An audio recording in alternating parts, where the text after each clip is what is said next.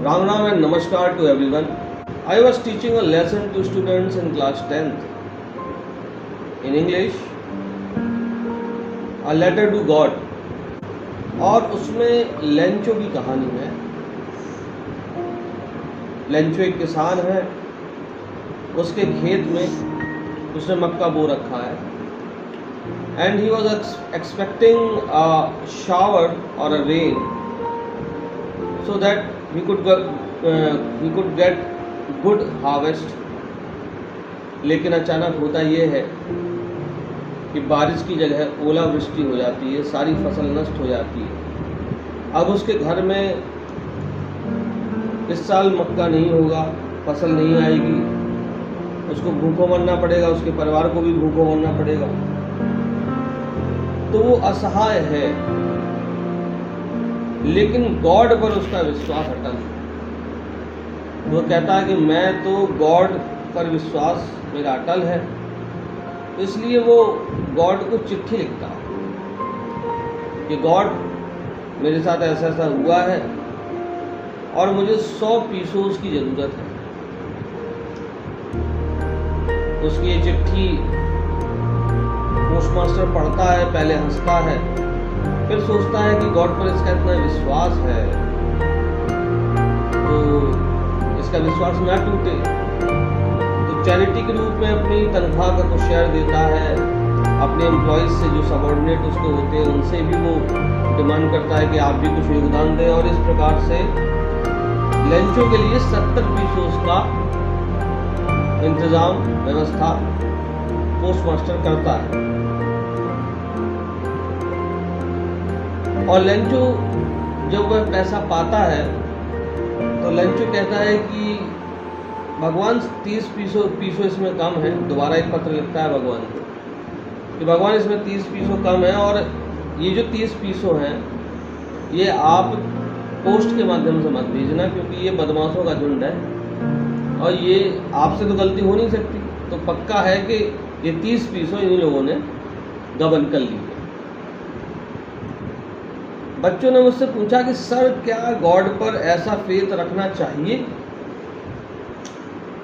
तो मैंने बच्चों से कहा कि देखो बच्चों, हमारे यहाँ अंधविश्वास का स्थान नहीं है।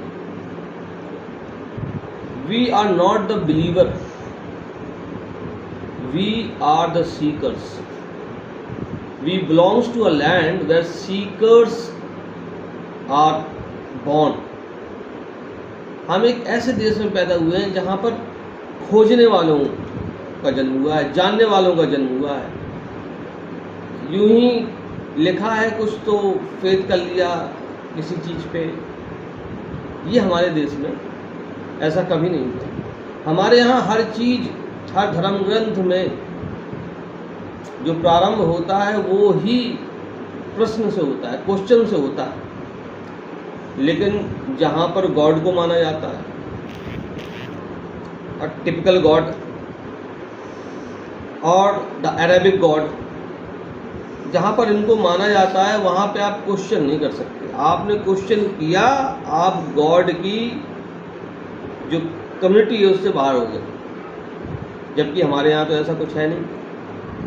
शिव मंदिर में खड़े होकर आप शिव से प्रश्न कर सकते हैं, आप शिव से कह सकते हैं मैं नहीं मानता आपको, किसी को कोई आपत्ति नहीं। लेकिन मस्जिद में या चर्च में खड़े होकर कोई ये नहीं कह सकता कि वो गॉड को नहीं मानता या वो अरेबिक गॉड को नहीं मानता। और इसका एक बहुत ही छोटा सा उदाहरण है कि ऐसा ही फेथ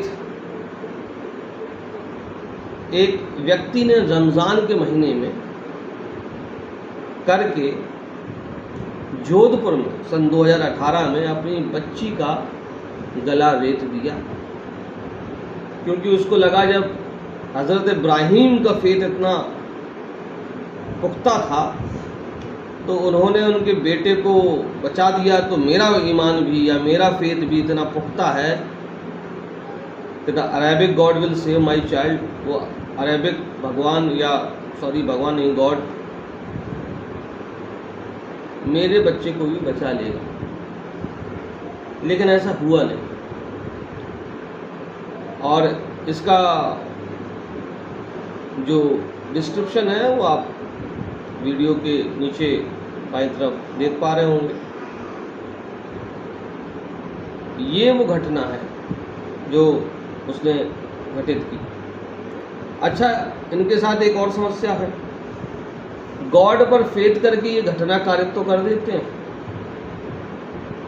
लेकिन जैसे ही घटना कारित करने के बाद इनका ईमान टूटता है या इनका फेथ टूटता है, तुरंत ये अपनी उस घटना की जिम्मेदारी अरेबिक गॉड पे या क्रिश्चियन गॉड पे ना डाल के शैतान पे डाल देते हैं कि मेरे ऊपर तो शैतान हावी हो गया था।